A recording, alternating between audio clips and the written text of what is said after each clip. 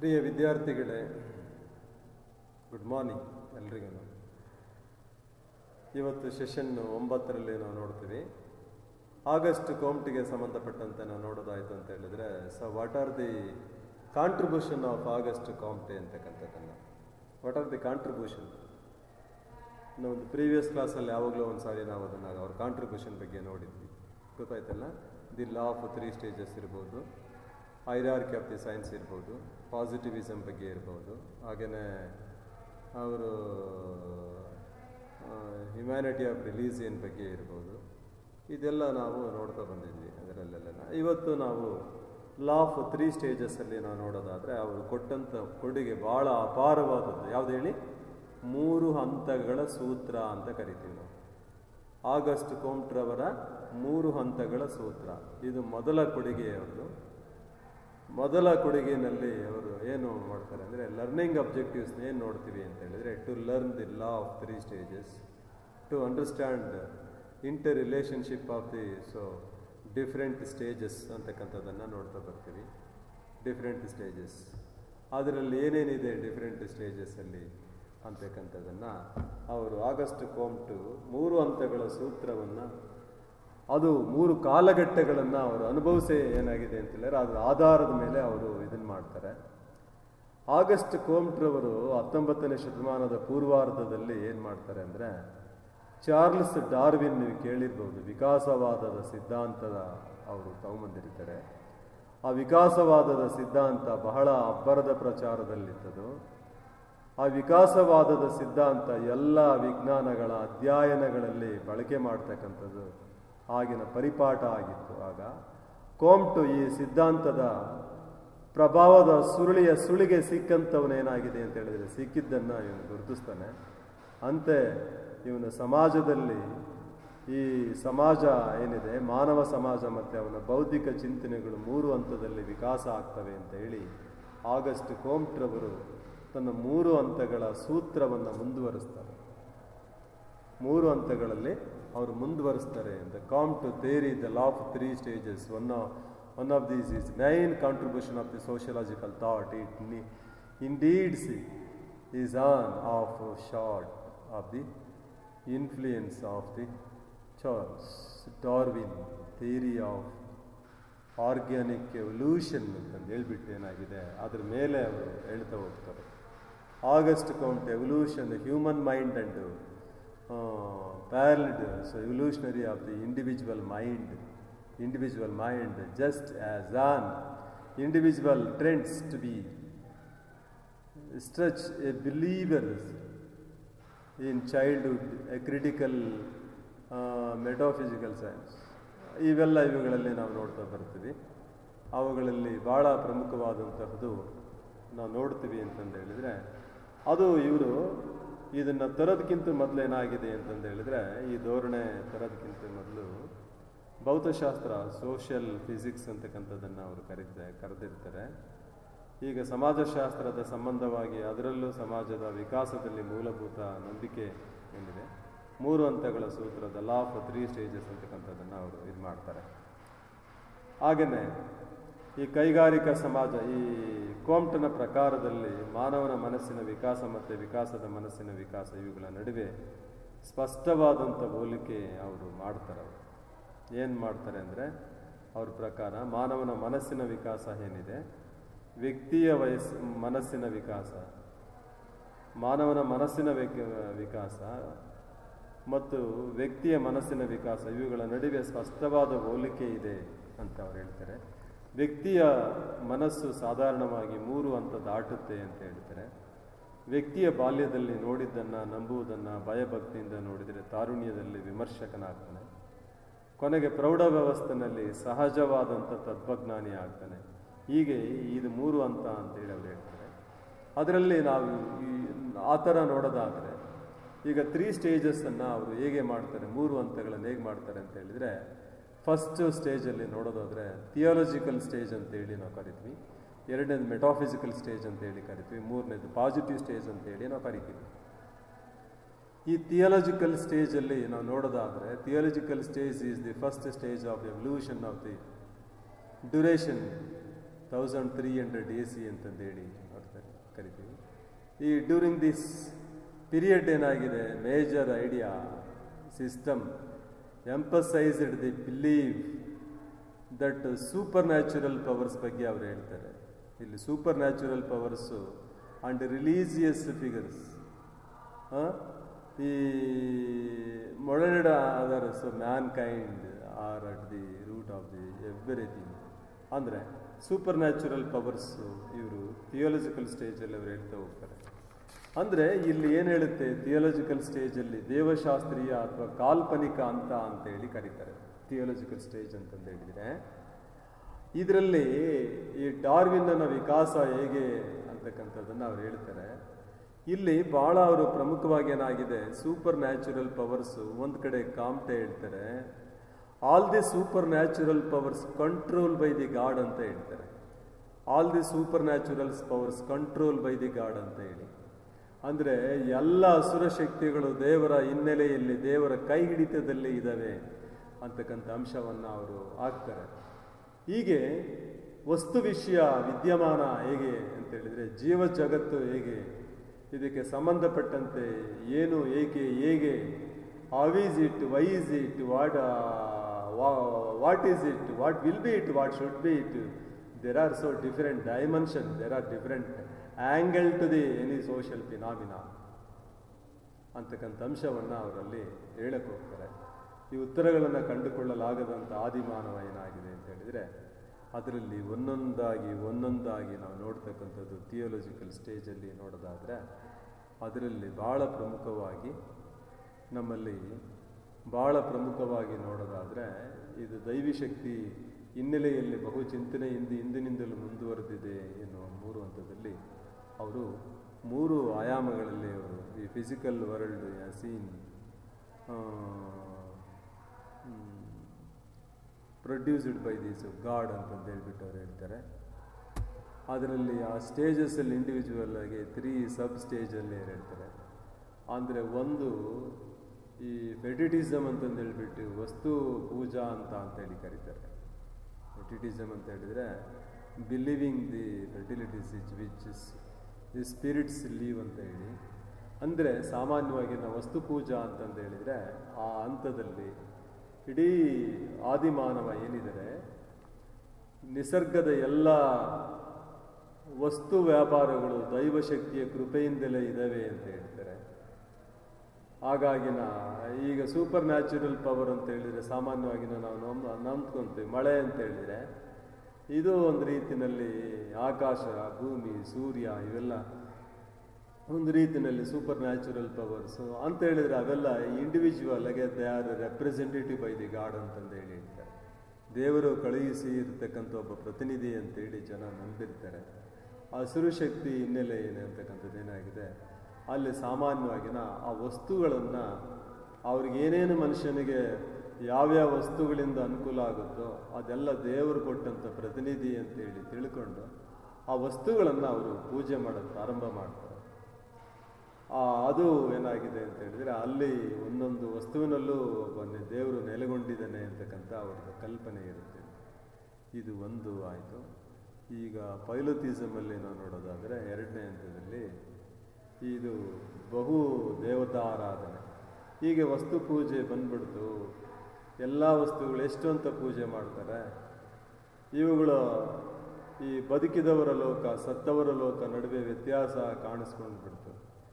ಆದಿಮಾನವರು ಹೆಚ್ಚು ಸಂಘಟಿತರಾದಂಥ ಬರೋಕ್ಕೆ ಶುರುವಾದರು. ವಸ್ತು ಪೂಜಾ ಪದ್ಧತಿ ಅವರಿಗೆ ಗೊಂದಲ ಆಯಿತು. ಜಗತ್ತಿನಲ್ಲಿ ಹಲವಾರು ವಸ್ತುಗಳಿಂದ ಕಾರಣ ಮತ್ತು ಅವುಗಳ ಹಲವು ದೇವತೆಗಳನ್ನು ಕಲ್ಪಿಸೋಕ್ಕೆ ಶುರುವಾದವು. ಆಗ ಇದರಿಂದ ಏನಾಗಿದೆ ಅಂತಂದು ಹೇಳಿದರೆ ಅವರು ವಸ್ತು ಪೂಜಾ ಬದಲಿಗೆ ಬಹುದೇವತಾ ಆರಾಧನೆಯನ್ನು ಅವರು ಪೂಜೆ ಮಾಡ್ತಾರೆ. ಗೊಂದಲ ಆಗಿತ್ತು, ವಸ್ತು ಪೂಜೆಯಲ್ಲಿ ಗೊಂದಲ ಆಗಿದ್ದರಿಂದ ಅವರು ಬಹುದೇವತಾ ಆರಾಧನೆ ಸೃಷ್ಟಿಯಾಗುತ್ತೆ ಪೈಲೋಥಿಸಮ್ ಅಂತಂದೇಳಿ. ಅಲ್ಲಿ ಅದನ್ನು ಆ ದೇವತೆಗಳನ್ನು ಆರಾಧಿಸ್ಕೊಳ್ಳಿಕ್ಕೆ ಒಲಿಸ್ಕೊಳ್ಳಿಕ್ಕೆ ಒಂದು ಪುರೋಹಿತ ವರ್ಗವನ್ನು ಅವರು ಸೃಷ್ಟಿ ಮಾಡ್ತಾರೆ. ಯಾಕೆಂತೇಳಿದರೆ ಪೂಜೆ ಪುನಸ್ಕಾರಗಳ ಪದ್ಧತಿ ಗೊತ್ತಿರಲಿಲ್ಲ. ಆಗ ಪುರೋಹಿತ ವರ್ಗ ನಮ್ಗೆ ಹೆಲ್ಪ್ ಮಾಡ್ತಾರೆ ದೇವರನ್ನು ಒಲಿಸ್ಕೊಳ್ಳಿಕ್ಕೆ ಅಂಥೇಳಿ ಪುರೋಹಿತ ವರ್ಗವನ್ನು ಅವರು ಸೃಷ್ಟಿ ಮಾಡ್ತಾರೆ.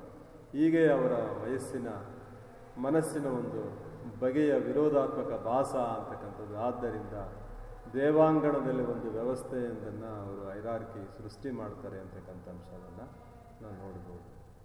ಇದು ಉಚ್ಚ ದೇವತೆಗಳು, ನೀಚ ದೇವತೆಗಳು ಅಂತಕ್ಕಂಥ ಶ್ರೇಣಿ ವರ್ಗ ಕೂಡ ಇಲ್ಲಿ ಸೃಷ್ಟಿಯಾಗುತ್ತೆ ಅಂತೇಳಿ ಇದಿಷ್ಟು ಇದರಲ್ಲಿ. ಆಮೇಲೆ ಮನೋತಿಸಮ್ ಅಂತಕ್ಕಂಥದ್ದಲ್ಲಿ ನಾವು ನೋಡ್ತೀವಿ. ಮನೋತಿಸಮ್ ಅಂತಂದು ಹೇಳಿದರೆ ಏಕದೇವತಾ ಆರಾಧನೆ. ಬಹುದೇವತೆ ಆರಾಧನೆ ಮಾನವನ ಮನಸ್ಸಿಗೆ ಶಾಶ್ವತವಾದ ನೆಮ್ಮದಿ ತರಲು ಸಾಧ್ಯ ಆಗಲಿಲ್ಲ ಅಂತೇಳಿ ಅಲ್ಲಿ ಮೇಲು ಕೀಳು, ಉಚ್ಚ ನೀಚ, ಶಕ್ತಿಶಾಲಿ, ಬಲ ದುರ್ಬಲ, ವರ ನೀಡ್ತಕ್ಕಂಥದ್ದು, ಹೀಗೆ ಇದೆಲ್ಲ ಒಂದೊಂದು ರೀತಿಯಲ್ಲಿ ಬೇರೆ ಬೇರೆ ಬೇರೆ ಬೇರೆ ಬೇರೆ ಬೇರೆ ಬೇರೆ ದೃಷ್ಟಿಕೋನಗಳಲ್ಲಿ ಆಯಾಮಗಳಲ್ಲಿ ನೋಡ್ತಾ ಬರ್ತೀವಿ. ಹೀಗೆ ಹೆಚ್ಚು ಕಾರ್ಯ ಅನ್ನಿಸ್ತಕ್ಕಂಥ ಪೂರ್ವಜರು ಸರ್ವಶಕ್ತನು, ಸರ್ವಜ್ಞ ಮತ್ತು ಸರ್ವಂತರಾಮಿಯು ಆದಂಥ ದೇವರು ಒಬ್ಬನೇ ಇರುವವನು, ಅವನಿಂದಲೇ ಇಡೀ ಜಗತ್ತು ಇದೆ. ಈ ವ್ಯಾಪಾರ ಏನೆಲ್ಲ ನಡೀತಾ ಇದೆ ಒಬ್ಬನಿಂದಲೇ, ಅದು ಏಕೇಶ್ವರವಾದ ಏಕದೇವತಾರಾಧನೆ ಮನೋತಿಸಮ್ ಅಂತಕ್ಕಂಥ ಆಚರಣೆಗೆ ಬಂದ್ಬಿಡುತ್ತೆ. ಬಹುದೇವತಾರಾಧನೆ ಹೋಗ್ಬಿಟ್ಟು ಏಕದೇವತಾರಾಧನೆ ಬಂದ್ಬಿಡುತ್ತೆ. ಇದಿಷ್ಟು ಅದರಲ್ಲಿ ಈ ಕಾಲ್ಪನಿಕ ಹಂತದಲ್ಲಿ ನಾವು ನೋಡ್ತಾ ಬರ್ತೀವಿ. ಈ ಕಾಲ್ಪನಿಕ ಹಂತಕ್ಕೆ ಆಮೇಲೆ ಮೆಟೋಫಿಸಿಕಲ್ ಸ್ಟೇಜಲ್ಲಿ ನಾವು ನೋಡೋದಾದರೆ ಅಮೂರ್ತ ಅಂತ. ಮೆಟೋಫಿಸಿಕಲ್ ಏನು ಹೇಳುತ್ತೆ ಅಂತ ಹೇಳಿದರೆ ಈ ಸೆಕೆಂಡ್ ಸ್ಟೇಜ್ ಅಂತ ಹೇಳಿ ಕರಿತೀವಿ. This is the second stage in the metaphysical stage. Duration 1300 and 1800 AC. This era was characterized by this belief of the abstract of nature, and rather than this realized God explain ಟಿಕಲಿ everything ಅಂತಂದು ಹೇಳ್ಬಿಟ್ಟು ನಾವು ನೋಡ್ತಾ ಬರ್ತೀವಿ. ಇಲ್ಲಿ ಅಮೂರ್ತ ಹಂತದಲ್ಲಿ ಇಂದಿನ ದೇವಶಾಸ್ತ್ರೀಯ ಹಂತ ಮುಂದುವರೆದ ಭಾಗ ಇದು ಅಂತೇಳಿ ಈ ಪೂಜಾ ವ್ಯವಸ್ಥೆ ಏಕೇಶ್ವರವಾದ ಕಡೆ ಮಾನವನ ಚಿಂತನೆ ವಿಕಾಸಗೊಂಡು ಬಿಡ್ತು.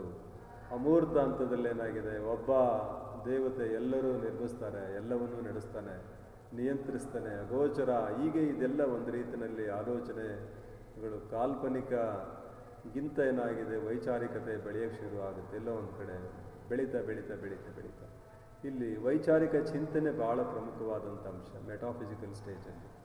ಅಂದರೆ ಈ ವಿಶುದ್ಧವಾದಂಥ ವಿಚಾರವಾದಂಥ ತಿಳಿತಕ್ಕಂಥದ್ದು ದೇವತೆ, ದೇವರು ಅಂತಕ್ಕಂಥ ಅಮೂರ್ತ ಅಥವಾ ಶಕ್ತಿ ತತ್ವ ಇದ್ದಂಗೆ ಈ ಥರನಾಗಿ ಮನಸ್ಸಿನ ನೈಸರ್ಗಿಕ ಪಕ್ಷದಲ್ಲಿ ಇವೆಲ್ಲ ಕಾಣ್ತೀವಿ ಅಂತಂದೇಳಿ ಇಲ್ಲಿ ಹೆಚ್ಚು ಹೆಚ್ಚು ತತ್ವ ಮತ್ತು ಶಕ್ತಿಯೊಂದಿಗೆ ಅಂತ ಮಾತ್ರ ಅಲ್ಲ, ಹೀಗೆ ತತ್ವಗಳು ಮತ್ತು ವಿಚಾರಗಳ ಭಾವನೆಗಳು ಕಲ್ಪನೆಗಳ ಮೇಲೆ ಅದು ಹಿರಿಮೆಯನ್ನು ಸಾಧಿಸ್ತವೆ ಅಂತೇಳಿ.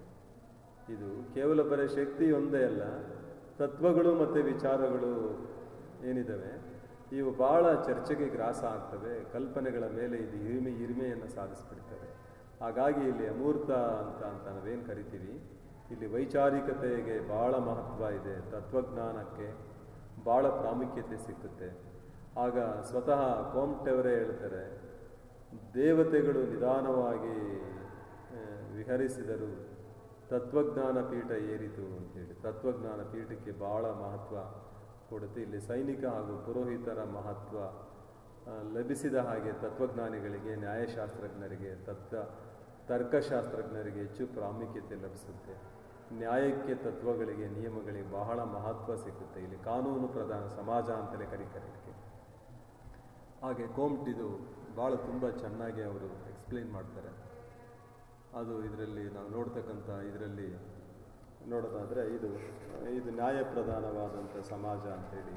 ಕೊನೆಗೆ ನಾವು ಪಾಸಿಟಿವ್ ಸ್ಟೇಜ್ ಅಂತ ಹೇಳಿದರೆ this is the final stage of the law of 3 stages. Duration 1800 AC.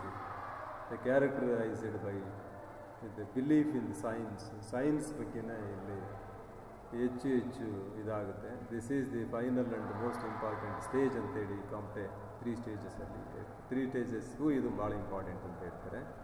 This is the stage the people give up their vain such absolute nation the origin in the destination of this universe but concurrent the original causes of the purpose ಅಂತ ಹೇಳ್ತಾರೆ. ಅಂತ ಹೇಳಿದರೆ ಇಲ್ಲಿ ನೋಡ್ತಕ್ಕಂಥದ್ದು. ಕೋಮ್ಟ್ ಅಭಿಪ್ರಾಯದಂತೆ 19ನೇ ಶತಮಾನದ ಆರಂಭದಲ್ಲಿ ಪ್ರತ್ಯೇಕ ಪ್ರಮಾಣದ ಅಥವಾ ವೈಜ್ಞಾನಿಕ ಉದಯ ಇಲ್ಲಿ ಅವಲೋಕನದ ಕಡೆ ಹೋಗುತ್ತೆ. ವಿಜ್ಞಾನ ತಂತ್ರಜ್ಞಾನ ಜಗತ್ತಿನಾದ್ಯಂತ ಡೆವಲಪ್ ಆಗ್ತಾ ಇರುತ್ತೆ. ಇಲ್ಲಿ ಆ ಹಂತದಲ್ಲಿ ದೈವಶಕ್ತಿ, ದೃಷ್ಟಶಕ್ತಿ, ಅಸುರಶಕ್ತಿ, ಪರಾಶಕ್ತಿ ಅಂತಕ್ಕಂಥ ಕಲ್ಪನೆಗಳು ಎಲ್ಲ ಹಿಂದೆ ಸರಿತವೆ. ನಿಸರ್ಗ ನಿಯಮ, ಜಗತ್ತಿನ ನಿಯಮ, ಅಗೋಚರವಾದ ಶಕ್ತಿ, ಅಮೂರ್ತ ವಿಚಾರಗಳು ಏನಾಗಿದೆ ಅಂತ ಹೇಳಿದರೆ ಕಳೆದುಕೊಳ್ತವೆ. ಇಲ್ಲಿ ವೈಜ್ಞಾನಿಕ ಕಡೆ ವೈಜ್ಞಾನಿಕತೆ, ವೈಚಾರಿಕತೆ, ತಾತ್ವಿಕತೆ, ಪ್ರತ್ಯೇಕ ಪ್ರಮಾಣತೆ, ಅವಲೋಕನ, ಪ್ರತ್ಯಕ್ಷ ಪರಾಮರ್ಶೆ ಮುಂತಾದವುಗಳೆಲ್ಲ ವಿಜೃಂಭಿಸ್ತವೆ. ವೈಜ್ಞಾನಿಕ ನೆಲೆ ಇಲ್ಲಿ ಹೊಂದುತ್ತೆ ಅಂತೇಳಿ, ಹಾಗೆ ವೈಜ್ಞಾನಿಕ ವಿಧಾನಗಳಿಗೆ ಅಳವಡಿಸಿಕೊಂಡು ಅಂತಿಮ ಸತ್ಯ ಇಲ್ಲಿ ಬರುತ್ತೆ ಅಂತೇಳಿ ಯುರೋಪಿನ ಬೆಳವಣಿಗೆ 19ನೇ ಶತಮಾನದಷ್ಟೊತ್ತಿಗೆ ಪುನರ್ಜೀವನ ಅಂತೇಳಿದರೆ ಅಲ್ಲಿ ನವೋದಯದ ಯುಗ ಅಂತೇಳಿ ಕರೀತಾರೆ ಅದನ್ನು. ಆ ಸೀಮೆಯನ್ನು ಅವರು ತಲುಪಿದ್ದಾದಮೇಲೆ ಕ್ರಾಂತಿ, ಕೈಗಾರಿಕಾ ಕ್ರಾಂತಿ ಬರದಿಂದ ಸಾಗ್ತಾ ಇದೆ. ವೈಜ್ಞಾನಿಕ ಕ್ಷೇತ್ರದಲ್ಲಿ ಭಾಳಷ್ಟು ಸಾಧನೆ ಮಾಡ್ತಕ್ಕಂಥ ಫ್ರಾನ್ಸಿಸ್ ಬೆಕನ್ ಇರ್ಬೋದು, ರೆನೆ ಡೆಸ್ಕಾರ್ಟಸ್ ಇರ್ಬೋದು, ಗೆಲಿಲಿಯೋ ಇರ್ಬೋದು, ನ್ಯೂಟನ್ ಇರ್ಬೋದು, ಮುಂತಾದ ವಿಜ್ಞಾನಿಗಳ ಕಾಲೇ ಭಾಳ ನಾಂದಿ ಆಡಿದ್ರು ಅಂತೇಳಿ ಅದೆಲ್ಲ ಅವರು ಉಲ್ಲೇಖ ಮಾಡ್ತಾರೆ. ಆ ಪ್ರಯತ್ನದಿಂದ ಮನುಷ್ಯ ಹೇಗೆ ಆಕಾಶದಲ್ಲಿ ಅಕ್ಕಿ ಥರದಲ್ಲಿ ಆರ್ಬೋದು, ಮೀನು ಥರದಲ್ಲಿ ಈಜ್ಬೋದು ಅನ್ನೋ ಮಟ್ಟಕ್ಕೇನಾಗಿದೆ ಅಂತ ಹೇಳಿದರೆ ಅದೆಲ್ಲ ಬದಲಾವಣೆ ಆಗಿರುತ್ತೆ ಭೌತಿಕ ಪ್ರಯತ್ನಗಳಿಂದ. ಅದೆಲ್ಲ ಅಂಶಗಳ ಆಧಾರದ ಮೇಲೆ ವೈಜ್ಞಾನಿಕ ಹಂತಕ್ಕೆ ತಲುಪಿ ವಿಜ್ಞಾನಿಗಳು, ಪುರೋಹಿತರು, ದ್ರಷ್ಟರರು, ಧರ್ಮಶಾಸ್ತ್ರರು, ದೇವಶಾಸ್ತ್ರೀಯ ನಿಪುಣರು, ಯೋಗಿಯರು ಇವರೆಲ್ಲ ಯಾವುದೂ ಇರೋದಿಲ್ಲ ಇಲ್ಲಿ. ಇಲ್ಲಿ ವಿಜ್ಞಾನಿಗಳು, ತಂತ್ರಜ್ಞಾನರು, ಕೈಗಾರಿಕಾ ಮಂಡಳಿಗಳು ಏನಾಗಿದೆ ಇಲ್ಲಿ ಜಗತ್ತನ್ನು ನಡೆಸುತ್ತೆ ಅಂತಕ್ಕಂಥ ಅಂಶವನ್ನೇನಾಗಿದೆ ವಿಜ್ಞಾನನೇ ಇದು ನಡೆಸುತ್ತೆ ಅನ್ನೋ ಮಟ್ಟಕ್ಕೆ ಬಂದ್ಬಿಡುತ್ತೆ ಇದು ಅಂತೇಳಿ. ಆಗ ಇದು 3 ಹಂತದಲ್ಲಿ ಬೆಳವಣಿಗೆ ಈಗ ಬೆಳೀತವೆ ಅಂತಂದೇಳಿ ಅವರು ಹೇಳಕ್ಕೆ ಹೋಗ್ತಾರೆ. God, nature, social and physical world in the search for the law governing them. The people draw such scientific ideas as supernatural being the ಮೈಟಾಕ್ಸಿನ್ ಫೋರ್ಸಸ್ ಅಂತಕ್ಕಂಥದ್ದನ್ನು. People started the looking at the invariable nature law the govern all the phenomena ಅಂತೇಳಿ Comte denied between the concurrent and the abstract laws ಅಂತೇಳಿ ಅವ್ರು ಹೇಳ್ತಾನೆ. ಅದು ಕೊನೆಗೆ ಇದು end ಮಾಡ್ತಾರೆ ಅದನ್ನು. ಹಾಗಾಗಿ ಕಾಮ್ಟೆ ಇದು MCQ ಕ್ವಶನ್ಸಲ್ಲಿ ನೋಡೋದಾದರೆ Kamte the law of 3 stages about the development and society include which one ಅಂತ ಹೇಳಿದರೆ ಅಲ್ಲಿ ವುಡ್ ಇರ್ಬೋದು, ಐರನ್ ಇರ್ಬೋದು, ಬ್ರಾಲೇಜ್ ಇರ್ಬೋದು, ವಿಡಲ್ ಇರ್ಬೋದು, ಇಂಡಿವಿಜುವಲ್ ಇರ್ಬೋದು, ಮೆಕ್ಯಾನಿಕಲ್ ಇರ್ಬೋದು, positive, negative, theological, metaphysical and positive. ಅದು ಕೊನೆಯದು ಕರೆಕ್ಟ್ ಆಗುತ್ತೆ ನಿಮಗೆ ಅವ್ರು ಯಾವುದು ಹೇಳಿದ್ರು ಅಂತಕ್ಕಂಥ ಸ್ಟೇಜಸ್ಸು. 4ನೇದು theological stage, metaphysical stage and positive stage. That is the law of 3 stages. Okay, ಇವತ್ತಿನ ಸೆಷನ್ ಇಲ್ಲಿ ಮುಗಿಸೋಣ. Thank you one all.